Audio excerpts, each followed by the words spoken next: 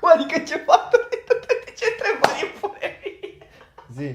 Cum adică ce? Deja e pregătit, vezi că mai ai câteva secunde, Vere. De ce întrebare mi-a pus? Vezi că perna vine și dacă nu răspunzi. Macronutrient?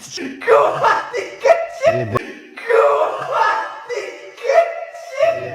Bună ziua, dragilor, suntem gazda voastră, eu sunt Mihai Todoran, Ciprian Petre, Robert Florea Kinetics, iar astăzi ne vedem la un nou podcast musculos împreună cu Mihai Todoran, Ciprian Petre și Robert Florea Kinetics, unde vom vorbi 1-2 subiecte principale, după care vom face după cum o să vă obișnuim, că asta e a doua oră și practic data viitoare v-am obișnuit. Data viitoare Da, mă, că noi facem podcasturile practic în trecut. E Prince of Persia, all again. Noi suntem time traveler în momentul ăsta, vom vorbi din trecut. Și o să facem și un joc la final, un quiz, ne gândim de data asta dacă mai facem genuflexiuni sau jumping jacks, dar cred că o să facem alte Perne, am zis cu perne. cu perne, dar voiam să nu fie spoiler. Bun. Subiectul de Nu astăzi. e cu perne. Nu, știi ce putem să facem cu fâsul ăla, gen de fiecare dată când greșește cineva să-i dăm un ochi cuiva. În ochi. Ești bolnav. În Bolnav, ochi. naibii, coaie. Dai ochelarii jos? Nu. Da, dă-mi un ochi, hai. Nu, Nu băga pe aici. îi facem așa. Tot Da, ăla. de aproape. O secunde. O să trească să tai și asta. Bun. Haideți să vorbim, să intrăm în subiectele principale. Și vreau să vorbim astăzi un pic despre antrenament și un pic despre obiceiurile celor care sunt cei mai buni în nișa asta de sportivi pentru bodybuilding, pentru fitness. Îi putem numi sportivi de bodybuilding? Da, nu? Chiar dacă nu sunt de performanță. Bun. Haideți să vorbim întâi despre diferența între a te antrena optim și a-ți folosi și preferințele personale. Ce este mai optim dintre antrenatul optim și mixatul antrenatului optim cu preferințele personale și cum definim optim. E și foarte important lucrul ăsta, pentru că optim când definești la grosomodo o să vină un antrenament pentru maximizarea hipertrofiei și nimic altceva. Exact cum vedem în cercurile de SBL astăzi, în care scopul este să dai un minim de stimul și apoi să fii couch potato restul săptămânii. Yep. Dar noi când ne-am apucat și majoritatea cunoștințelor mele, cel puțin ca să rămână pe partea de anecdotă, când ne-am apucat am continuat nu doar pentru a optimiza neapărat hipertrofia, ci și pentru că ne plăcea activitatea în sine de a face sport. Eu, de exemplu, când m-am apucat pentru că îmi doream neapărat să fac un sport, simțeam că am chemare față de treaba asta, am încercat ca mic copil să fac diferite alte sporturi, aveam ligamentele slabe, nu reușeam să fac nimic de echipă și mi-am găsit locul în acest sport care poate fi unde îmi pot da energia, îmi pot da toată energia într-un mod controlat. Față de kickboxing, de exemplu, unde la un moment dat când vrei să-ți dezlănțui toată energia devine un pic haotic și devine un mediu mai propice accidentărilor. Și eu am experimentat treaba asta la arte marțiale. Da. Bun. Okay, Aici eu am fost foarte atras de activitatea în sine, de sentimentul pe care mi-l dă și chiar de sentimentul pe care mi-l dădea când mă antrenam mai mult decât aș fi putut. Îmi dădea un simț de achievement. Da, uite, astăzi chiar am trecut peste limitele mele. Pe când SBL-ul zice să te oprești înainte de limita ta și să progresezi. Ok. Ce credeți voi? Ce crezi tu? Încep eu, ca să vorbească după aia Robert pe oră. Deci, din perspectiva mea, trebuie definit foarte bine contextul ca să poți să aplici acel optim sau acea preferință. Dacă contextul este să pun masă musculară cu orice preț, ca un începător voi pune masă musculară oricum, indiferent cât de prost mă antrenez. Și da, majoritatea oamenilor ar trebui să se antreneze bine de la început, ca să nu ajungă după aia ca ratații ăștia bătrâni ca noi care zic că dacă începeam de la început și făceam bine... Ce se întâmplă acum? Da, ce se întâmplă acum? Sau aia cum mă antrenez de 4 ani, dar doar un an serios. De un an fac mai serios. Nu. Aia de la început au fost cei mai importanți pentru cât gains o să aveți voi pe tot restul vieții. Însă, e bine să tratați lucrurile cu seriozitate. Acum, eu consider bodybuilding-ul un sport și ridicatul de greutăți nu l-aș considera un sport, dar este o formă de a face sport. Nu este un sport per se pe care poți să-l măsori cumva, dar este o formă de a face sport. Ei bine, de la o formă de a face sport până la a ridica fără să transpir nimic, fac repetări și mai las una-două în rezervă, că na, așa spune literatura, că așa e optim, da, cu ghilimele, că nu e. mi se pare o diferență destul de mare. Adică mie îmi place să mă antrenez. Dacă n-aș mai face bodybuilding, tot m-aș antrena. Pentru că îmi place antrenamentul. Și atunci dacă îmi place antrenamentul, preferințele mele vor prima întotdeauna. Indiferent că vreau să urc pe scenă, sau că vreau să stau acasă, sau că vreau să arăt mai bine pentru Te plajă. face să te simți mai bine. Exact. Pe mine, faptul că mă duc și mut greutatea dintr-un punct în altul mă face să mă simt mai bine. Că o mut la 12 sau că o mut la 10, acestea sunt variabilele alea care țin de optimizare, dar care sunt date de scopul vostru. La 10 repetări sau... Da, 10 repetări, 12, mă rog, ideea în sine de a standardiza numărul de repetări, de a standardiza numărul de serii, de a standardiza numărul de exerciții. Da, cum mă antrenez? Mă antrenez după preferințe. Preferința mea fiind să mă mișc, să transpir, să simt că obosesc, să mut greutatea și îmi face plăcere să stau în sală. Bineînțeles că îmi voi face antrenamentul bazat și pe preferințe, evident. Da. Vor ține un procent foarte mic, având în vedere care e scopul meu, că nu pot să-mi permit prea multe preferințe, însă pot să fac antrenamentul în așa manieră încât să fie enjoyable. Adică nu cred că am avut vreodată, în afară de ultimele săptămâni, când nu mai aveam vlog înainte de... Chiar poți să faci orice și nu Ultima săptămână, pardon. Hai, nu ultima, că ultima e pe încărcare. Când chiar nu aveam chef să mă duc la sală. În rest, am avut întotdeauna chef, tocmai pentru că mi le-am făcut enjoyable. Adică că am mai lăsat câteva părticele din el, în așa fel încât să nu rămân frustrat, să nu rămân cu un aer, cu un gust amar în gură că nu mi-a plăcut antrenamentul. Și să mă duc la următorul cu aceeași entuziasm. Practic, mie nu îmi face plăcere să las o repetare Nici mie. în rezervă. Nici mie. Din contră, mie îmi face plăcere să mai fac o parțială. Simt că asta mi-aduce mie, așa mă simt eu, spiritul meu se simte mai bine când mai fac o parțială după ce am terminat exercițiul. Ești de acord că poate fi în multe dintre situații mai damaging decât dacă nu o faci? Decât dacă nu o faci, Da. e o parțială. E ultimul exercițiu, am dat ultima repetare full range of motion și la final am mai făcut asta. Johnule, e o parțială. Nu cred că este damaging. Pe foaie, nu gândește pe foaie la nivel celular, uite, poftim. Eu n-am nevoie de foaie. Că nu se va întâmpla în viața reală, da. E mai damage. Este mai damaging pe foaie, da. Dar e și mai stimulant. Da. Da, e mai damaging, dar e un damage pe care trebuie să-l accept. Orice formă asumi. de... Aici vreau să ajung. Da. Damage-ul respectiv ți-l asumi, ca și damage-ul lucrului la epuizare, Și nu? ce înseamnă să ți-l asumi în situația asta? Să ți-l asumi înseamnă să îl cuantifici, adică să-l pun în plan și să țin cont de el. Băi, am făcut o repetare la epuizare. Cum m-am simțit săptămâna următoare de la antrenamentul ăla? Am putut să mențin? Am putut să progresez? mențin, da. Am avut vreo durere? Am dat înapoi? ceva? Da. Am făcut decrease? Da. A fost bine sau a fost rău? Asta este de fapt întrebarea. Da. Ce vă recomand aici, ca să pot să vorbesc cât mai puțin să aibă Robert cuvântul, este să... Cuvintele, da. Frazele. Să aibă Robert aerul din cameră. Să aibă Robert TS-ul. O compunere de 600 Hai că am uitat de ce cuvinte. voiam să zic. Că ți-asumi... Să nu faceți foarte multe, să nu lăsați loc de foarte multe lucruri pe care realmente și obiectiv le considerați neoptime. Pentru că atunci va trebui să țineți cont de toate când faceți numărătoarea. Și practic, cu cât aveți mai multe variabile, cu atât e mai greu de cuantificat. Adică, fac o parțială sau două parțiale la un exercițiu. Poate nu v-aș recomanda să faceți asta la toate exercițiile. N-aș recomanda să faceți asta poate aproape deloc, da? Să zicem. Dar încercați să nu vă puneți obiceiurile la fiecare antrenament. Trebuie să aveți și antrenamente care vă susțin scopul până la urmă urmei, știi? Uite, aici vreau să fac trag repede o paralelă, că e foarte, foarte scurtă, între a ține cont de personal preferențe, de preferințele personale și a te antrena intuitiv. Eu astăzi mă simt că vreau să mai fac 3 serii în plus. Știi, nu e trackable. Nu e trackable. Antrenamentul intuitiv e ceva destul de periculos, după părerea mea. Da. Adică te poți simți multe ori într-un an suficient de bine să faci dublul volumului pe care o preferință pe care o au oamenii e, de exemplu, să facă mult cardio înainte de antrenament. Da. Știi? Sunt, în general, fete,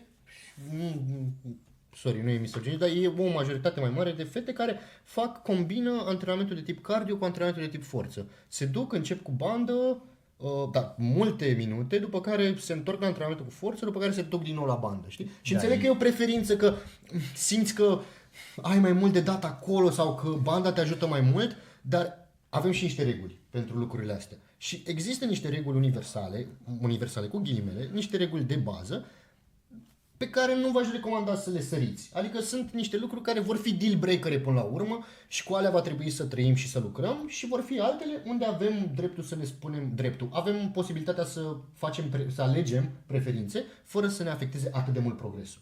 Dar Adică trebuie să știi unde este locul de a pune personal preferences exact, și unde nu. Exact. Sunt, dacă sunt reguli clare, de exemplu că inhibi antrenamentul cu hipertrofie sau că scade forța dacă faci exerciții cardio de tip aerob înainte. SNC-ul tău poate fi mai eficient dacă îl faci după. Exact. Că activarea SNC-ului în antrenament poate fi scutită. Este o preferință, nu spune nimeni să renunți la cardio, însă există timing-uri. Și aici Vrei să faci înainte, poți face 4 ore înainte. exact. Ăsta e doar un exemplu și e ipotetic. Dar Sunt extraordinar de multe exemple. Hai să vedem ce sunt foarte multe. Ce Dar a zis bunicul. să ne zică regele. Mai multe. Dar de ce se numesc picograme dacă nu pică? Și uite. Gata, mai scos din minți. Când o să-l vrei, încerci.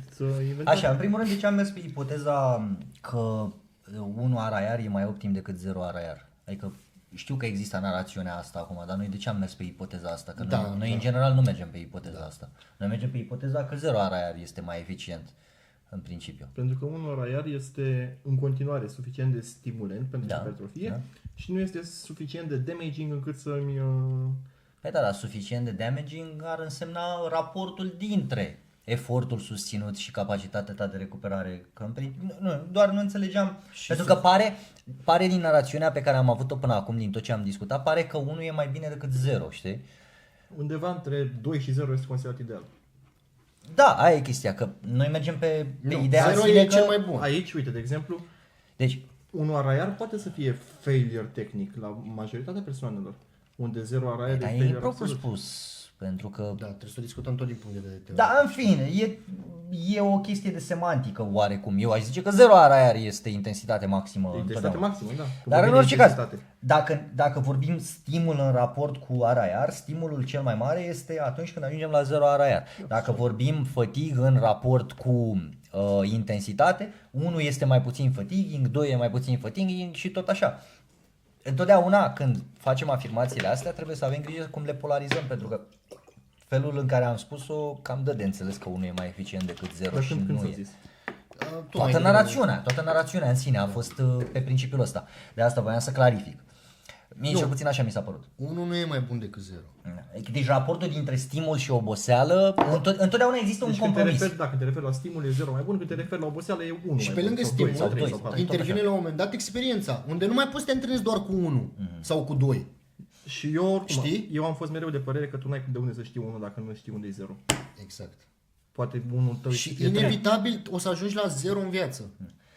Da. Ultima meta-analiză pe care am văzut-o pe tema asta și care este una dintre cele mai recente zice exact chestia asta, că cea mai multă creștere apare la 0 araiar și cea mai puțină creștere apare cu cât urci mai mult în araiar, știi? Acum că capacitatea, scuzați cacofonia, de recuperare este afectată mai mult de acel 0 araiar, ăsta este un lucru adevărat, dar noi trebuie să ținem cont de lucrul ăsta nu ca și când 0 sau 1 sau 2 este mai rău, ci ca și când trebuie să înțelegem care ar fi volumul optim în raport cu intensitatea aia care să fie și recuperabil și pe care putem să-l susținem și pe termen lung. Și acolo este de fapt ecuația care are relevanță pentru noi. Ăla este factorul cel mai relevant, că aici mă duc către întrebarea ta. Și al doilea factor relevant este desigur ce ați discutat până acum, cu cât de mult îmi place antrenamentul. Dacă nu îmi place antrenamentul, o să-l schimb. Sunt multe mișcări care nu-mi plac, multe mișcări care îmi plac foarte mult și am bias-uri față de mișcările respective. Da, toți refuzăm ceva, nu? De la Da, masă, dar adică... la final de zi, dacă eu fac o mișcare mai bine decât altcineva și mișcarea aia nu e optimă, dar eu fac mișcarea aia 10 ani de zile și altul o face 3-4 ani de zile că nu e optimă și tot eu la final de zi o să fiu cel mai bun de pe scenă în raport cu mușchiul stimulat. Că persoana respectivă poate că nu se poate să facă mișcarea aia, știi? Sunt o grămadă de sportivi pe scenă care vin cu quadriceps extraordinar de dezvoltați fără squat. Probabil că da, probabil Fără că da. squat sau fără squat pattern? Fără squat. Probabil că da, pentru că ar putea fi Doar și cu presul, invers. doar Ar cu- putea fi și invers. Da. Dar de ce? Sau doar din squat. Ca să nu centrăm discuția exact ca să ranforsez treaba asta, că exercițiul nu este neapărat important, cât este funcția mușchiului și cum îl antrenezi. Că sunt atleți care se pot antrena doar cu presă, pe post de squat pattern, și sunt oameni care zic că squatul este absolut necesar. Sau că, știi, există. Sau că deadlift e absolut necesar pentru dezvoltarea. Nu există. Poate fi necesar pentru anumite persoane dacă chiar au o grupă în urmă, că s-ar putea din cauza biasurilor pe care le au să nu aibă anumite grupe dezvoltate, dar aici este o mare diferență între a fi conștient de ce grupe slabe ai și ce ar trebui să faci pentru a recupera grupele respective și preferințele tale, pentru că în mod realist dacă tu ai alte preferințe față de grupele pe care le ai slabe, uneori trebuie să fii și tu dispus să faci un compromis. Că dacă nu faci compromisul ca să recuperezi grupa respectivă, o să rămână în urmă, indiferent că tu faci cele mai optime sau cele mai drăguțe exerciții pentru tine, drăguțe. Aș putea să adaug repede ca după aia să te las. Dacă, ca să nu vă placă un exercițiu, trebuie întâi să-l faceți. 100% și pe o perioadă destul de... Da. Adică să deveniți buni la exercițiu. E foarte posibil să nu-ți placă un exercițiu Adică, prima dată când îl faci. da. Pentru că nu știi să-l faci. Am o grămadă de clienți care zic nu-mi place exercițiul ăla că nu-l simt nu știu cum. Și forma lor, când trimit submit la formă, e absolut groaznic. Da. De-aia nu vă place. Da. Că nu știi să-l faceți. Dar Foarte mult. exercițiul nu se sare că nu știi să-l faci și că nu-ți place. Că nu-ți place e totally understandable. Dar trebuie întâi să știi să-l faci, să înveți să-l faci și să după aia ai poți dreptul să-l să faci. exact, Și să să poți și să-l poți să-l faci faci. și după aia ai dreptul să nu-ți placă. Care e un motiv valid pentru care putem să nu facem un exercițiu în afară că nu-mi place? Acela că nu se potrivește cu biomecanica ta, poate. Cum biomecanica, n-am leverages pentru el. Deci, Sau că ai anumite disfuncții, anumite dureri. Uite, de exemplu, sunt majoritatea oamenilor care fac pentru prima dată BSS nu le va place. Da, exact asta vreau să zic, că BSS-ul este cel mai urât exercițiu de majoritatea oamenilor pentru că nu poți să-și ține echilibrul, este un exercițiu foarte greu din punct de vedere cardiovascular, Da. este greu în dragi, știi, adică... Dar obiectiv vorbind, este un exercițiu incredibil de bun pentru dezvoltarea Da, e unul dintre cele cele mai bune, este și unilateral, îți lucrează foarte bine feshierii, poți să-l faci și pentru quadriceps în funcție de cum poziționezi picioarele, cât de sus este suportul. Este un exemplu foarte bun. Da. BSS-ul e un exercițiu extraordinar și extraordinar de greu, aș putea Voi spune îl că faceți? în mod obiectiv e cel mai greu exercițiu. Eu îl fac, tu îl faci? Eu acum am prea o pauză de la BSS pentru că pot să fac belt squat-ul, dar când o să trec din nou la upper lower îl reimplementez. Și beți scoate un picior. Da. Da. Celălalt îl ține întins ca să-și întină femoral. N-am înțeles Îl ce face exact. ține așa. Cine mă, eu? Da. Cu o bandă elastică. Nu făceai așa, gen pistol squat cu piciorul ăsta întins și cu celălalt făceai flexia la belt? Nu? Nu? Și Făceam n-aveai pistol squat la... kettlebell-ul ăsta aici pentru să faci și farmer soak în timp ce faci... Nu, își punea o bandă elastică aici de gât și își prindea piciorul. După discuția asta, da. Nu. Ce credeți că ar trebui să urmărim de la un antrenament? Să fim siguri că am obținut cât mai mult stimul sau cât mai puțin fatigă? Pentru că grupările Da, e se cam împart în una dintre cele două. Cam simplist pusă întrebarea. Adică e cumva trebuie să Întotdeauna alegem este- una ori alta, Întotdeauna este fix la jumate din punctul ăsta de vedere, pentru că 1%ers, cei mai buni, or să aleagă fix jumate. Că ăștia sunt cei mai buni care vor progresa pe termen foarte lung. Cei care înțeleg că ambele sunt importante și că sunt interdependente. Da, și cum să le calculezi pe ambele până la urmă, știi? Că pot fi calculate, adică e foarte ușor să faci chestia asta, să dai seama când e prea mult, când e Foarte prea mulți puțin. oameni sunt întreb pentru că foarte mulți oameni sunt blocați în ideea de minimum effective volume. Da, nu înțeleg de ce ați vrea să faceți asta, adică pare Păi cum, cumva de ce, că de ce nu să vă nu e... înțelegi? Pentru că așa a zis Israel, că așa a zis, nu știu, dau și eu exemple acum, Meno n-a zis asta, dar în orice caz. Au zis alți oameni care par mai buni sau par mai inteligenți decât ei și ei nu sunt capabili să gândească pentru ei. Dar întotdeauna este cel mai greu să gândești pentru tine, pentru că ok, este și justificat că nu ești expert în fitness, puțini suntem experți în fitness cu adevărat și până la urmă trebuie să ne luăm informația de undeva, dar dacă informația este de tip minimum effective volume sau maximum effective volume, unde ai absolute sau te duci la jumate către optimal effective volume, păi optimal effective volume oricum o să fluctueze de la persoană la persoană și va fluctua și din punctul de vedere al intensității și din punctul de vedere al frecvenței și din punctul de vedere al capacității de recuperare. Normal că e mult mai greu și că este mult mai ușor să respecti ce zice un tolomac pe internet. Dar când tolomacul pe internet nu-ți explică că sunt nuanțele astea care sunt cele mai importante, din nefericire, cei care au de câștigat sunt cei care se uită. De pierdut, scuze, sunt cei care se uită la oamenii ăștia.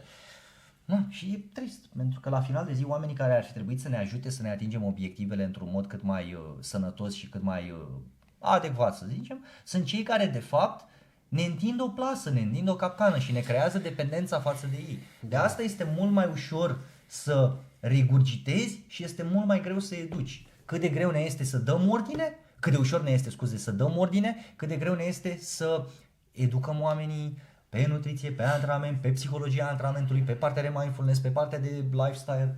Da, e ușor, e foarte ușor. E ușor să fii rădoi. O idee bună când vorbim despre ideologia asta cu minimum effective volume ar fi atunci când începeți să vă programați raportul între stimul și fatig, să începeți cu minimum effective volume și de acolo să faceți Să incrementul. construiți, exact. Dar problema pe care o observ este că vă blocați acolo. Eu așa fac cu clienții. Și o să încercați să Totdeauna mai faceți... adaug. Rare ori scot, știi? Da, mi se întâmplă să și scot, da, rare ori, Și exact. mie, exact. dar rare ori se întâmplă. De obicei încep, da, la un minim pe care îl văd eu minim pentru persoana aia. Sau depinde de nivelul ei. Dacă mi se pare că nu poate face o intensitate suficient de mare, o să încep cu un volum mai mare. Da, plus că sunt foarte mari diferențe între grupe. Uite, de exemplu, am un client care are o problemă cu picioarele, gen are volum foarte mic la picioare, 3 exerciții, 4 exerciții cu tot cu gambe, știi? Și nu se reface, man. Nu se reface până la următorul antrenament. Wow. Înțelegi? Și restul grupelor unde are 10, 12, 15 serii, n-are nicio problemă. Dar quadricepsul și femoralul, they are cooked. Aninochi. Exact. Da. Și cât sunt? 3, 6, 7 sau 8 serii de lucru. Dacă sunt 8 serii de lucru. Poate sunt foarte bune. Da. Bun, deci voi ce credeți între zona asta de optimizare a antrenamentului? Eu cred că este important să optimizezi antrenamentul, E o important să optimizezi antrenamentul când ai un scop anume, frate. dar nu cu prețul Da, nu cu prețul. pierderii aderenței tale față de antrenament. Pentru că optimizezi, o să-ți dea rezultat, în principiu rezultatele în sportul în care suntem noi, vin în urma anilor petrecuți în sală. Da. Că faci totul bine o lună, 2, 3, un an, felicitări, dar o să vezi că majoritatea oamenilor care sunt în măsură să dea un sfat, au făcut lucrurile bine poate 10 ani, poate 15 ani. Și acolo se produce diferența. Ca să observi, poți să faci 2 ore de alergare pe zi, de acum, cât timp te ține motivația. La un moment dat nu o să te mai ține motivația și atunci va trebui să găsești o cale să incluzi alergatul în rutina ta, încât să poți continua viața. Așa și cu antrenamentul de forță. Este important să-l faci bine? Da, este important să faci bine. Este important să-ți placă? Este foarte important să și placă. Pentru că de-aia mergem. Și atunci când e sportiv de performanță, a zice că balanța se înclină undeva la 70, 80, 20. Unde încă este loc de personal preference, dar nu la fel de mult ca la un lifestyle. Băi, e mai important să-ți placă, că dacă îți place, sigur ajungi să îmbunătățești și forma, și execuția, și tot, știi? Adică dacă nu-ți place, șansele să te lași... Să vrei să dai skip. Da, să vrei să dai skip Ai sunt un exercițiu, foarte un mari. exercițiu care nu-ți place, doar să treci prin Da, el. gândește câți oameni cunoșteam noi pe vremea noastră care făceau asta cu picioarele, cu ziua de picioare. Extensii flexibile. Nu exista ziua de picioare. Sau nu exista. Da, făceau hiperextensii lombare. Eu știu mulți care făceau atât, extensii, flex și gambe. Și aia a fost ziua de picioare. Și la piept, 7 exerciții, 4 serii, 12 repetări. Da, exact. De 5 ori pe săptămână. Asta este exact din cauza, din pricina enjoymentului pe care îl aveau de la antrenamentul de piept și neplăcerea pe care o aveau când mergeau la picioare. Mare parte pentru că nu știau să lucreze. Pentru că un antrenament de picioare, când atunci când îl faci bine, se simte bine. Eu zic să-mi dai papucul ca să nu Bun, suferi. Frate, papu. Trecem la următorul subiect? Hai să facem pe următorul, da. Bun, haideți să vorbim despre obiceiurile celor care fac parte din 1% din sportivii din sportul nostru. Prin ce obiceiuri se remarcă aceștia? Ciprian. Când oamenii pe care îi antrenăm sau oamenii pe care îi din cunoaștem? sportivi. Sportivii, pur și simplu. Ce face un sportiv? Bă, ce nu vezi la lifestyle. Ce nu la Să lifestyle? definim un one percenter de fapt. One percenter este cineva care progresează an de an, de mulți ani de zile, care aici cu rezultatele la competiție este cu dus și întors, E pentru cu că dus o și să întors, țină da. cont și de alt factor rezultatul la competiție, dar care progresează, care pune pe primul loc dezvoltarea sa, uite aici ne duce un pic în extrema asta cu optimizarea, care sunt obiceiurile acestui om față de cineva care face pe lângă muncă, pe lângă... Bun. Hai dăm unul cu unul de fiecare, nu? Hai, da. Eu zic că prevenția. Oamenii buni pe care... o parte din oamenii pe care îi antrenezi și sunt one percenter, să le zicem așa, nu sunt, cum să zic, nu vin cu am o durere aici și ce să fac, Ciprian. Ei previn toate lucrurile astea. Își lucrează în sistem full range of motion, se antrenează corect, trimit videoclipuri ca să le fie Asesuite corectate, tehnică. exact. Și pe lângă asta mai fac și tehnici pe lângă. Merg la un deep tissue, se duc la un tecar, previn lucrurile pe care le aveau deja, o tendinită, o epicondilită, le țin sub control, lucruri de genul. Sunt oameni cărora nu trebuie să le readuc aminte ce au ei de făcut în momentul în care întâmpină o situație mai greuță, știi? Sunt oameni care mă anunță toate lucrurile pe care le-au făcut și eu iau la cunoștință. Salut, am luat antiinflamator de tipul X, am pus compresă rece de tipul X și acum, exact, știi? Sunt oameni care în general fac prevenție, așa o văd. Fac prevenție înainte să se ajungă într-o situație dificilă pentru ei. Zici tu una. Eu cred că sunt, în primul rând, oamenii mindful, care înțeleg diferența dintre a face ceva perfect și a face ceva foarte bine. E imposibil să faci totul perfect și este ușor pentru acești oameni să facă întotdeauna lucrurile foarte bine. Sunt oamenii aia care se duc la evenimente cu caserola când este nevoie și când se duc la evenimente fără caserolă tot mănâncă într-o oarecare măsură Nu se plânge unde nu caserolă. destul de inteligent. Hai să dăm unul cu unul. Păi ce? E unul, că ține de mindfulness. Toate astea țin de mindfulness.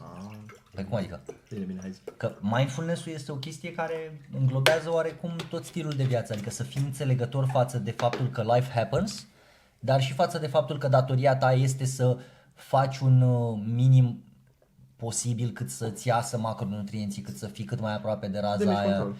Da, 1%ers sunt ăia care fac acest damage control foarte ușor și îl foarte fac bine. și întotdeauna. Știi? Asta înseamnă mindfulness. Cum suntem noi, din punctul ăsta de vedere. Eu consider că asta și ce a zis și Ciprian cu prevenția sunt printre cele mai importante lucruri pe care le poți face, pentru că mindfulness-ul și prevenția sunt amândouă un factor elementar, sunt factori elementari când vine vorba de continuitate și aderență față de plan. Știi? Că la final de zi asta faci prin intermediul acestora. Garantezi continuitatea și aderența față de plan. Și mindfulness-ul poate să țină și de faptul că ai o percepție bună asupra procesului. Hei, n-am făcut astăzi tot ce am făcut, dar am făcut bine. Asta înseamnă că mentalitatea ta este că ești relaxat, știi, și nu-ți alterezi profilul hormonal și chestia asta la final de zi contează foarte mult. Să fii relaxat în tot procesul ăsta și fericit că îl faci versus să fii stresat că trebuie să atingi obiectivul. Și asta ține de mindfulness. De mindfulness ține și rezultatul final, cum îl tratezi. Am luat locul 2, sunt primul pierzător. Am luat locul 2, am fost la limită. Am luat locul 1, înseamnă că sunt de neoprit. Am luat locul 1, ce ar trebui să fac ca să câștig și data viitoare? Sunt două perspective total diferite care contribuie din punctul de vedere al mindfulness-ului. Eu cred că oamenii care sunt în 1% fac un efort să-și înțeleagă foarte bine constant biomecanica la antrenament și constant mă refer și acum și peste un an și peste 2 și peste 5 și întotdeauna, chiar după ce au învățat bazele antrenamentului, vor continua să aducă îmbunătățiri pe partea de cum se mișcă corpul lor contra unei rezistențe. Ceea ce este foarte important. Una este să muți greutatea din punctul A în punctul B și alta este să înveți să îți folosești corpul ca să mute eficient și stimulent. Agree. Cred că ține tot de mindfulness, dar vreau să punctez o chestie. Mi se pare că 1%erii nu își fac viața doar despre asta. Adică când viața ta este, și am văzut din ce în ce mai des oameni care postează literalmente doar poze de la sală, doar poze că mă duc și rup anul ăsta pe prep să vezi ce le fac. Tu? Nu, mă rog, da. Mă regăsesc și eu. Nu te regăsești, filmări cu siguranță cu nu te caserola. regăsești. Vorbesc de oameni care au strict doar poze de genul Mihai.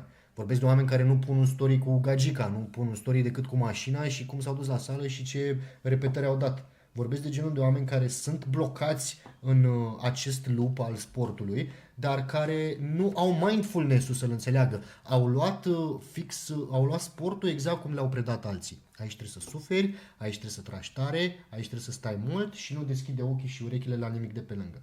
Ei bine, ochelarii ăștia de cal, la un moment dat, o să vă aducă într-o nebunie, că practic doar la asta vă gândiți și doar asta reprezintă viața voastră. Și pentru foarte mulți din oamenii ăștia, să știți că nu sunteți câștigători, majoritatea pe care îi știu, care se comportă exact așa, care au... Și există o șansă să câștigi pe scenă și de fapt să pierzi. Exact. De fiecare dată când veți câștiga, pentru că o parte din ei au și câștigat, nu am văzut absolut nicio diferență în modul în care v-ați tratat voi viața online și ce ați prezentat legat de viața voastră. Iar multe din lucrurile astea pe care le faceți sunt pur și simplu un univers închis. Vă blocați într-un singur univers, nu mai vedeți nimic ce este pe lângă voi și chestia asta vă ia din enjoyment-ul pe care ar trebui să-l aveți asupra sportului. Sportul ar trebui să fie o chestie zilnică, la care mă duc de plăcere, în care îmi doresc să performez, dacă se poate, dacă am toate datele necesare și dacă pot să mă implic cât de mult este posibil, însă dacă tot ce îmi prezinți tu este viața ta în sport, I'm sorry, dar it's not such a big life. Și neavând alte lucruri pe lângă, în momentul în care veți avea o problemă în sport, vă veți întoarce în această bulă în care sunteți doar voi. Și nu e nimic. Și nu e nimic, exact. Nu o să găsiți răspuns la nimic, la nicio problemă. Nu o să găsiți răspuns la de ce am pierdut, de ce mă simt așa când am câștigat, de ce mă simt așa când pierd și o să fac pe mai departe, pentru că ați stat cu ochii închiși majoritatea timpului și ați crezut că nu, I just have to follow the process și lucrurile o să apară. Ei bine, trebuie să ai și o viață și în afara E un pic mai vast procesul, da? Da, și vreau să punctez că viața din afara sălii trebuie să fie mai mare decât viața din sală. Viața din sală este o viață mică, este aparte, da? Că lucrez, că trăiesc acolo, trăiesc o zi, două. Restul orelor de pe zi le trăiesc la muncă, acasă, cu familia, cu copiii, cu cine o sta. Coluri, somn. Coluri, da. Coluri. Colo. Coluri, stai. Hai colurile, hai cu colurile. Da. Hai că Mai cum am făcut așa. mai avem o oră jumate și intri în col. Ah, nu. Într-o oră abia ia Într-o oră abia la col. Aha. Intru în col în vreo 3. Eu sunt. Tu ești, da. Da. Scepticismul cred că e una dintre cele mai importante calități în viață, în general, nu doar pentru one percenteri. Să nu e totul legat. Exact. Și aici mă refer la scepticismul științific, în primul rând, pentru că în mediul academic pot să apară foarte ușor studii care schimbă cu totul percepția asupra unei ipoteze. Cum e să intre cineva acum peste noi? Abia aștept. Să zic că ce faceți, mă, băieți, aici? Podcast? Tot cu podcast, hai vă pup! Trebuie niște covrigii. Am crezut că fumați. Am văzut că aveați un câine și așa. Scepticismul. Așa.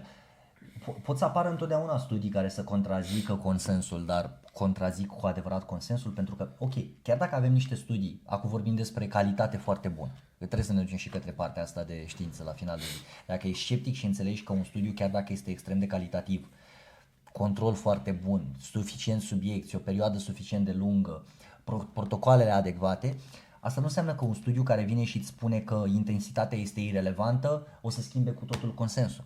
S-ar putea să fie ceva în neregulă acolo, s-ar putea chiar ca subiecții în sine să fie problema, s-ar putea ca... Să testezi altă ipoteză în studiu de fapt și tu să tragi concluzia asta. Nu, să zicem că testează ipoteza corect, dar în momentul în care un studiu vine, este într-adevăr un val, dar asta nu înseamnă că se schimbă marea. Marea, ca să o schimbi, ai nevoie de mulți ani, ai nevoie de mai multe studii, ai nevoie de reproducerea unui anumit studiu pe o anumită ipoteză. Că asta este cea mai importantă calitate a unui studiu științific. Nu doar faptul că ar fi un studiu calitativ, ci și cât de reproductibil e. Astfel încât la final de zi cel mai important lucru pe care îl putem face este să fim sceptici și să așteptăm puțin, să vedem cum se schimbă consensul. Vrem să fim ahead of the curve, vrem să fim cutting edge când vine vorba de ceea ce facem, când vine vorba de sfaturi, dar dacă te pripești să dai un sfat sau dacă te pripești să faci o tehnică nouă și să renunți la lucrurile care au funcționat în trecut, Care funcționează în continuare. Exact, doar pentru că a venit un studiu foarte bun sau a venit un expert nou și ți-a zis de neuromechanical matching și a început să zică de Keenan flaps și bla bla bla, asta nu înseamnă că se schimbă cu adevărat marea. Asta înseamnă doar că tu te dai cu capul de perete pentru că ți-a zis altcineva să te dai cu capul de perete în speranța că o să-ți crească capul. Capul o să-ți crească, dar îți crește doar un cucui. Asta nu înseamnă că ești mai deștept sau că ți-a crescut capul cu adevărat. Scepticismul, dar dorința de a verifica informația din mai multe surse, știi? Da. Adică, Din nou, oamenii... Sceptic, da. Oamenii, în special din România, mamă, când vine unul cu o tehnică nouă, cu o chestie nouă, gata, s-a terminat totul, mamă, rupe tot băiatul ăsta. Stai că-s două variante. Varianta în care sunt aia care zic că rupe tot și varianta în care zic că aia vechi, că nu e așa. Da, nu poți să fii nici acolo, că acolo e extrema cealaltă, știi? Da. Vreau să zic Ăla că e există... sceptic, Și aia este extrema mai proastă, după părerea mea. Știu eu. Că Știu pe ea cum făceau. că acolo deja trăiești în trecut, ești genul ăla care zice că era mai bine pe vremea comunismului, dar... Fix. Știi? Nu e chiar așa. Adevărul e că am evoluat din toate punctele de vedere și motivul pentru care am evoluat e că am avut știința. Dar acum știința nu-ți garantează că ceva vine acum și este mai bun și punct. Trebuie să stăm puțin, să consolidăm, Știința doar cercetează. să construim. Exact. Dar cercetările alea au nevoie de testul timpului. Îți dă guideline-urile. Și într-adevăr, încet, de la zona asta, că am vorbit foarte mult despre zona asta cu 6-30. Mi se pare că zona respectivă, într-o oarecare măsură, și-a făcut un mic shift acum către 5-30. Se restrânge, da. Știi? Nu mi se pare neapărat că s-ar fi restrâns, mi se pare că teoretic a crescut puțin raza respectivă. Poate ar fi un argument împotriva razei alea de 20-30, știi? Depinde, că nu poți să crești la fel de bine cu 20-30 și atât versus 5-20. Ai crește teoretic cel mai bine poate combinându-le. Cred că acolo ar fi cel mai ideal univers. Cel mai ideal, înțelegeți ideea. Deci, la final de zi, scepticismul este extrem de important, dar să nu fim la extreme din niciun punct de vedere. Să nu fiți nici prea sceptici, nici sceptici superficiali. Să puteți să luați fiecare informație ca așa cum este și să o folosiți ca așa cum este, nu mai mult. Eu cred că o altă calitate a 1%-erilor ar fi maturitatea și aici o să fie un pic contraintuitiv ce zic, pentru că pare că e cineva care nu-și dorește, dar de fapt maturitatea înseamnă să-ți înțelegi condiția, să înțelegi ce e posibil să faci într-o perioadă de timp X și să-ți structurezi un plan sau o dorință, un ideal, din punct de vedere realist. Eu vreau să obțin chestia asta, dar în loc să zici ca un începător vreau să obțin în 3 luni, te gândești că eu vreau să obțin asta, punct. Cât timp durează, mai puțin contează. Asta este maturitate care, din punctul meu de vedere, o găsim la foarte puțini oameni, poate chiar 1%ers, care îi poate aduce să ajungă în top 1% din oamenii sportivi de pe planetă, pentru că nu își pun o limită de timp. De obicei, o limită de timp vine la pachet și cu frustrare atunci când nu este atinsă. Mi-am dorit să obțin, nu știu ce, într-o lună, n-am obținut-o, mi-a scăzut motivația să mai încerc o lună. Dacă îmi doresc să obțin six-pack și nu mi-am pus o limită de timp, băi, eu de aici lucrez tot ce ține de mine pentru six-pack, cu siguranță este foarte posibil să-l obțin înaintea ăluia care își pune target 3 luni. Ăla care își pune target 3 luni, poate nu e nici în cel mai bun mental state, are și multe oportunități sau șanse să greșească în timpul ăsta, pentru că are o limită de timp, simte presiune, îi afectează nivelul de stres, exact cum cea mai devreme. Deci să fii matur, să-ți înțelegi condiția și să înțelegi cum să-ți faci un timeline este foarte important pentru a fi un 1%. Mai avem de zis pe 1%? Vreau să vă arăt eu un 1%er. Oh my god. Putem să trecem la partea interesantă din podcast? Da. Hai să vă aranjez așa, cu fața încolo, pe amândoi. Bun, știi că vom primi perne în cap dacă nu știm. Ce să nu știu eu, mă? Bă, nu mai fi mai aproape că mi-au și eu dacă îți dă ție. Du-te mai încolo, să nu ricoșeze perna între noi. Robert, fii atent. Ia și tu, ia-ți... Ia, ținte un pic. Bine, vezi că o să fie la 100% mai multă intensitate. 200%. Așa sau așa? Nu, că am strici părul. Deci din spate. Eu preferatul meu, doamne, ce a fost. Cred că trebuie să-mi las ochelarii pe masă. Doamne ferește. Iau așa. Deci fii atent cât de tolomache. Urmează sesiunea de... Ne întreb pe rând sau pe amândoi? Cred că pe rând. Pe rând, începe cu Robert. Păi lasă telefonul. Păi las. Uite ce facem, mă.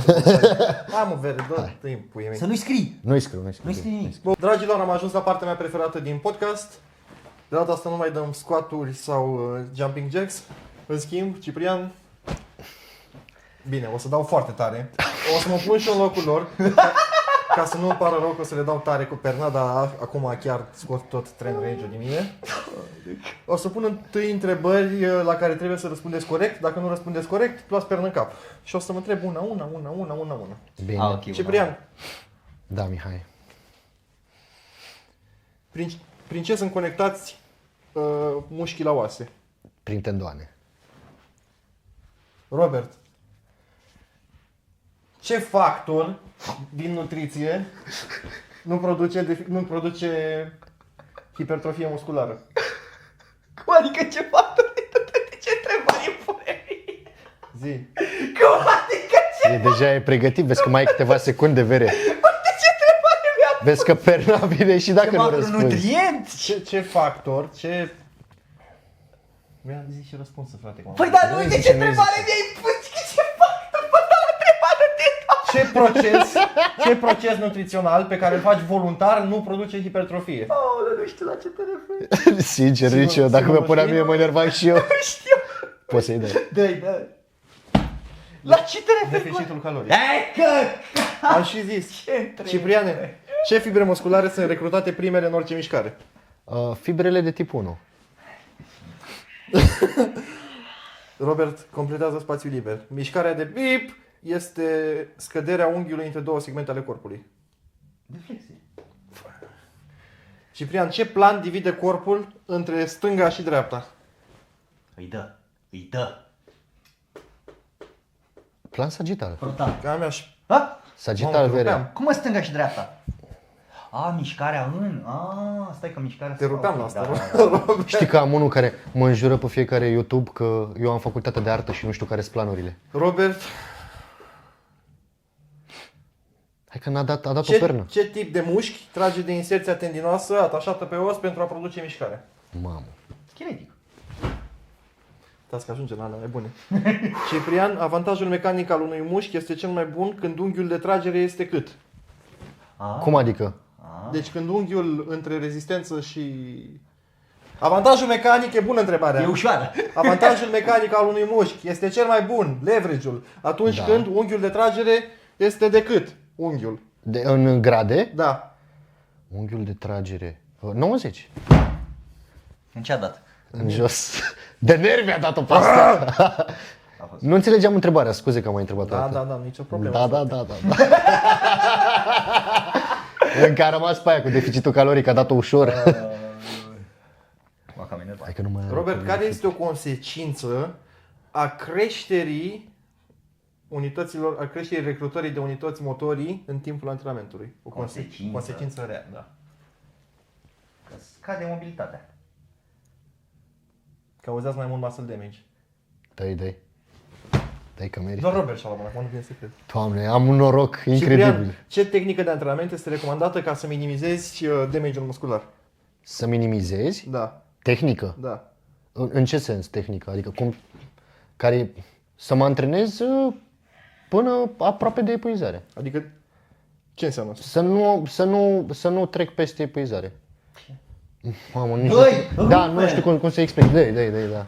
Care era? Lower volume sets. Da, mă rog, asta voiam să explic, dar pula mea, trebuia să dai și tu o pernă. Chiar mă simțeam nașpa. E ok, e acceptat. Robert, ce mușchi este principalul responsabil pentru peak force production în timpul unei prese de picior atunci când șoldul este flexat? Gluteus maximus. Mamă, l-a rupt. Adductor magnus. Fai de mine. Nu e? Ba da. Când flexia este maximă? Da, Când la o flexie presă. maximă în șold. Da. Păi da, dacă ai flexie și stai aici, aductorul nu are pârghie. Trebuie să ai și deschidere cu rotație externă. Păi și, Deci ce am ai, și specificat? n-ai la presă? Gândește-te la belt squat cum e. Când e jos, nu aductorul. Deci el a zis de flexie maximă și atât. Da, pe flexia maximă a m-am gândit la coapsei. asta. Păi și? Nu e Nu se flexie. activează aductorul aici. Cum nu? Se activează foarte mult aici. Unde tot e flexie maximă. Da, mă, dar e squat pattern. Păi e flexie maximă, dar n-ai explicat dacă ai abducție și Hai mă, bine, rotație. am vrut să scape de... Da, corect. Nu, Hai. n-am vrut să Nu-i scap. da, Păi că n-ai explicat bine. N-ai explicat bine. Ciprian, Nici nu se contractă. care este diferența între tensiunea mecanică... Nu, cum este tensiunea mecanică pasivă diferită de tensiunea mecanică activă? Ai mă, coi. Te referi la tensiune mecanică generată prin repetări versus tensiune mecanică generată prin izometrie? Nu. Atunci nu știu la ce te referi. Dă-i. Tensiunea referea mecanică, la- tensiunea mecanică pasivă apare atunci când mușchiul rezistă la fi întins. Ok. Nu? Și tensiunea mecanică activă când se scurtează contra rezistenței. Eu mă gândeam la titină, integrine și costamere, da? Efectiv, asta am zis și Dacă eu, nu dar era mă rog. răspunsul meu de aici... Da, atunci așa am tot la zis. fel. Ai zis între izometrie? Da. Bine, mi-au perna înapoi. Da, are nimic. Trebuie să mai dea una tare să se anuleze. Robert, care este principiul neuromechanical matching? Mamă. E dat. Că unitățile motorii se recrutează în funcție de eficiența pârghiei. De la mic Explică la cum mare. am scris eu răspunsul aici. Că unitățile, nu, că Zici și tu. creierul va activa anumite segmente ale mușchiului în funcție de cât de eficientă este pârghia internă în raport cu pârghia externă. Este corect. Eu am un răspuns mai simplu aici. Mușchiul cu cel mai bun leverage primește cea mai mare parte din semnalul electric. Asta este principiul neuromechanical matching la noi pe podcast. Care nu e. Nu este. Care nu există. Bun, și aici chiar abia aștept să dau perne că le-am făcut special. Mamă, Sunt multe coaie. întrebări. Nu, astea ce au fost? Asta a că- fost de încălzire? Astea au fost de cu răspuns corect. Aici o să pun 10 pe persoană, direct. 10, Deci mă. pe persoană. Pe persoană A, fizică. deci ai făcut special pentru mine. Nu, eu am pus pe tine ca să dau lui Ciprian. Ciprian, trebuie să răspunzi doar greșit. Doar greșit. Cum adică doar greșit? Ok. Ai I like. 2 secunde pe întrebare. Mamă. No, 5 dăm și mie. Cum adică doar greșit? Hai zi. Cum adică doar greșit? Doar greșit Adică am voie să răspunsul care răspund. să nu N-ai fie voie să corect. răspunzi corect. Ah, ok. Bun. 2 secunde, Ciprian. Ești gata? Păi stai, mă lovești înainte să pui întrebarea. Mă lovești după aia mă întrebi. Cum o cheamă pe iubita ta? Ioana.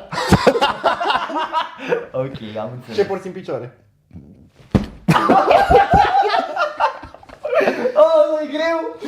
Ce culoare are cerul? Roșu. Asta nu ți-o la următoarea.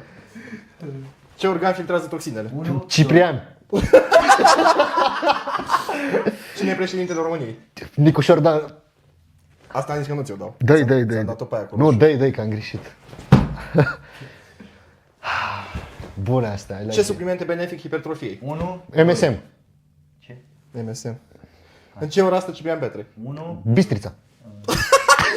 Câte coaste are în Pentecostal? 50.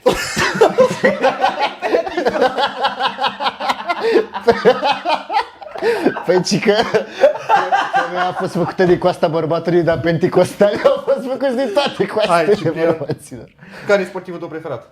Eu. cred că e greșit. Da, este greșit. Ce Nu se mă dă luăm. sâmbătă la televizor? Ciprian Petre. Nici Corei nu știam să Ce răspund. ai acum în buzunar? Nimic. No, are ceva, dacă are ceva în buzunar, nu arde. Yes! Am o brichetă, am zis nimic. Am Fac. greșit, gen. Tu înțelegi scopul jocului, bă, I-am băiatule. dat una. M-ai abuzat degeaba. Bun. Ce Robert, ești gata? Da. de capul. Și după aia mai avem 5 de fiecare, tot așa. Mamă. Deci doar Ești greșit, gata? doar greșit, da? Doar greșit, da. Robert, 2 secunde. Număr eu. Ce ai mâncat aseară? 1, Ciuperci. 2. De unde știm asta? De unde știm ce am mâncat? În De unde? fiecare seară mănânc halloumi cu orez și lemn. Ok, bine. Dar nu am ciuperci în casă. Vrei să mergem sus în casă? Nu am ciuperci. Bine, las. Ai la picioare. Robert, din ce lichid bei 5 litri de apă pe zi? Giguli. 1, 5 litri de apă, am zis.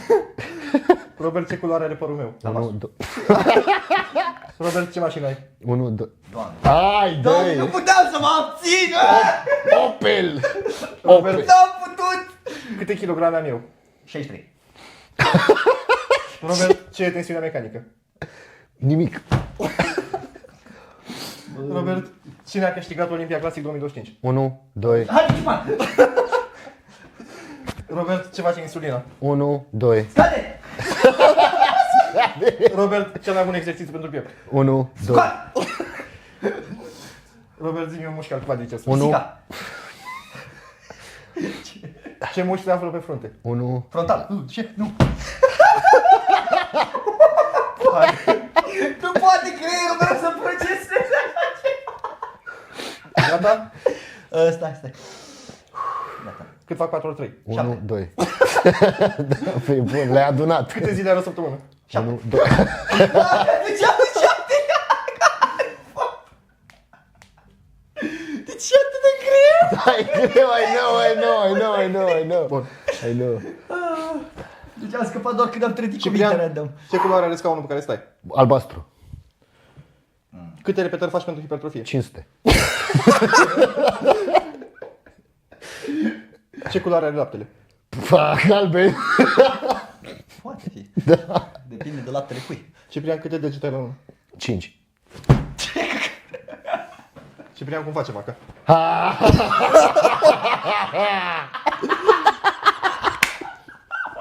Pe ce categorie concurezi? Text fizic. Ce porți la concurs? Tanga. Porți tanga? Nu porți. Păi dacă îți la mens fizic, cum să port tanga? Mai Ai răspuns trebuie greșit. Robert, le fac imediat. 5 pentru Robert. Faci imediat? Pe ți-am mai pus ție 5 acum. Ce? Ce? Băgam ea. Cine bea bere? Jimmy. Care sunt mușchii? Care sunt mușchi? Ce dracu trebuia să zic? Ce zi e azi? Marți. Fac. Era zi, da, că să Era. Ce animale giguli? Pisica. Ce vine după sâmbătă? Dai. Azi, duminică. A zis. Bun, dragilor, haideți. Puteți să dați 2 perne să mă executați. A, să-ți dăm noi acum? Păi, v-a comandat. Dă-te Ok. pic mai. Îți dau eu greșite mai multe, bun. Eu zic să-i dăm așa cu una, da? În fine. Bun. Ah. Ia pernă albă. Hai de Mă 5. omor cu aia, ce ai? Ai atins-o? Hai bine. E că dacă își palmează pumnul, ea? Dar ce trebuie să răspund? Greșit sau corect? Greșit la mine, la Robert Eu corect. sunt gazdă. Ok. Hai tot. Portochelari? Da?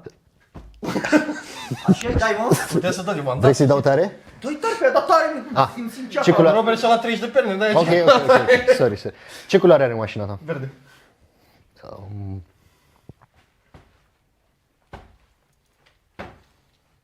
Păi nu pot. că Da, nu mă poți. aude. Ce rasă e câinele tău? Beagle.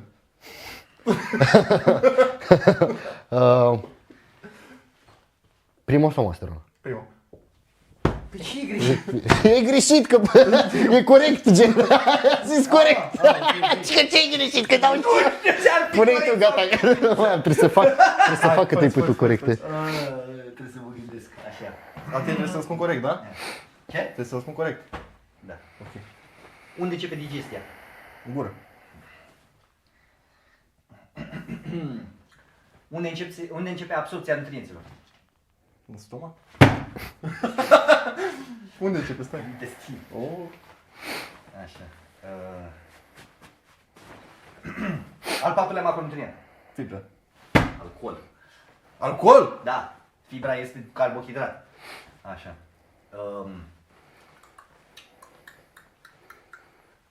Unde este cea mai puternică gamba? Pe alungire sau pe scurtare? Pe alungire. Nu mai dau una.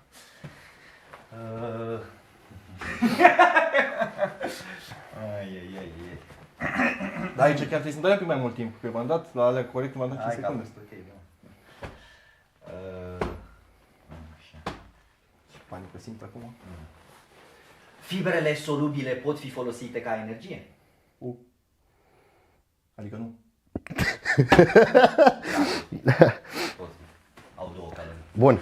Ultimele? O, să dai. Bun. Te-ți dau 2 Vezi că la mine trebuie să zici greșit, da? Da. Unde mergem la concurs? Trembolon. Sorry. A zis cuvânt random, a găsit soluția. Da, ai inventat un cuvânt și acum gata. Ce este saliva? Ochelarii. Ce culangiu. Câți bani faci pe lună? Polmol negru. Să știe. Care e cea mai bună grupa ta? Itachi Uchiha. Unde te-ai născut? În cioată.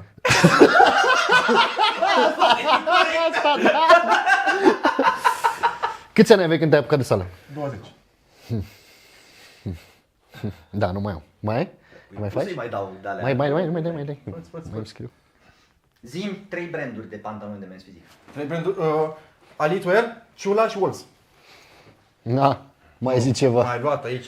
Mai zi ceva. Și mai știu, dacă mai Mister fac. Olimpia pe clasic fizic 2025. Ramondiru. Primul concurs pe care l-a câștigat Andrei Deiu ca să se califice la Olimpia. România Masterclass 2019. N-a fost Texas Pro. A fost Texas Pro? Eu cred că se calificase deja când a fost la Texas. Verificăm acasă. Așa. Și nu și-a luat. Și-a luat în Ohio undeva cardul, nu? Cardul nu și-a luat la Olimpii, la Nu știu unde și-a luat atunci. sincer să fiu. Cred că s-a calificat, Ok. cred. Ok. Saliva are rol în metabolizarea carbohidraților? Da. Enzime vere. Ce că să-l întreb să-mi dezvolt eu cultura generală? Am fost zis că am fost tasul, a zis, măi, ușor, măi, vere, grăsime, enzime. Mă întreba să învețe el. Bun. Nu prea mi-au perne, băieți, ce se întâmplă? Da, mă, ai Nu, puțin vrei răbdare. să ții perne? Da, dă-mi. Bine. Cu ce se ocupă M2? Cu producția de masă musculară, nu? Dar și zim. Metabolism celular. Mă pun așa și Bun, prost. poți să-l pornești.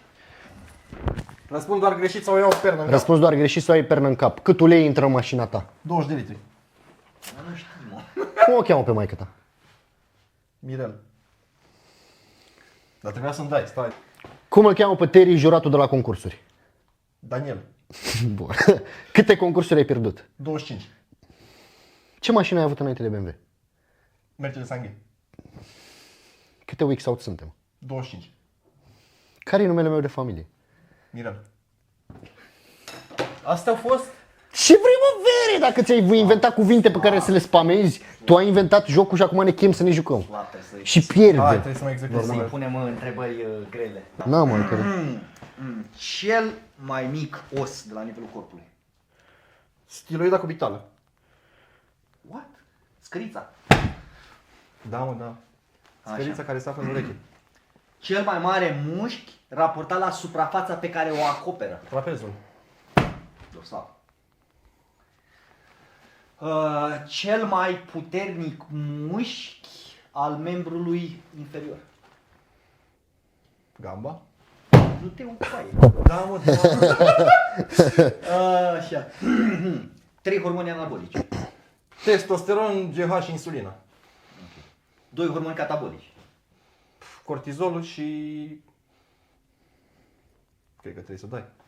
Prolactină. Prolactina. Mai dăm una? Mai dăm una? Hai, dai. Al 13-lea președinte al Statelor Unite. Benjamin, care e? Benjamin Franklin? Nu știu. Nici el nu știa cu aia. Hai, Ciprian, gata. Sau mai dă Robert până nu e gata. Mai am o întrebare de notat și spun fix 5 și gata. Așa. Când a câștigat... Nu, că e greu cu câștigat și cu Ciprian. Nu folosi cuvântul ăsta, adică Știam, direct. n-are Ce niciun loc a sens. luat Adică... Ciprian la ultima apariție pe scenă? Cred că 4. Zi. 4 am La luat. ultima? Ok. Hai, Ciprian. Doar greșit. Doar greșit. Ce zice mereu Dorian Popa? Merită. Da. Care e salata preferată? Coliseu. Bă, dracu. Nu e? Nu e? Cât cardio faci fasted? 200 de minute. Poate fi. Care e grupa ta cea mai bună? Gambele. Zi-mi 2 fat burnere pe care le folosești acum. 1, 2, 3, 4, 5. Ești. La Cum o cheamă, revedere. maică ta? Am zis și eu. Mariana. La tine trebuia să zic corect, nu? Știe puștoaica, știe. Gata. Asta e tot? Asta e tot. Gata. Lasă. Nu mai încununa, e ok. Vă mulțumim, dragilor. Eu am fost gazda voastră, Mihai Todoran. Ne vedem la podcastul următor cu mai multe pernica. Vă pup.